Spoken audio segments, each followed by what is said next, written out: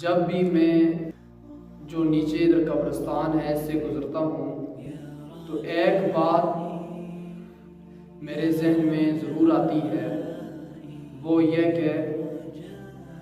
کہ یہ لوگ پتہ نہیں کس حالت میں ہوں گے، یہ جو قبروں میں پڑے ہوئے ہیں۔ اور یہ بھی میں سوچتا ہوں کہ اب دوبارہ انہوں نے لوٹ کر واپس اس دنیا کے اندر نہیں آنا۔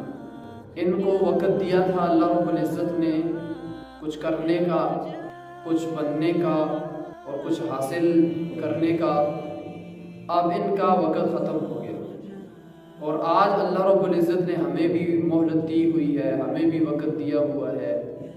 ہمارا بھی وقت ایک وقت ایسا آئے گا کہ ختم ہو جائے گا، اور جو زندہ ہیں اگر وہ اپنے وقت کو غنیمت جان کر سرمایہ اکٹھا کر لیں، اپنے پاس کچھ جمع کر لیں، تو وہ ان کے لیے بہتر ہے۔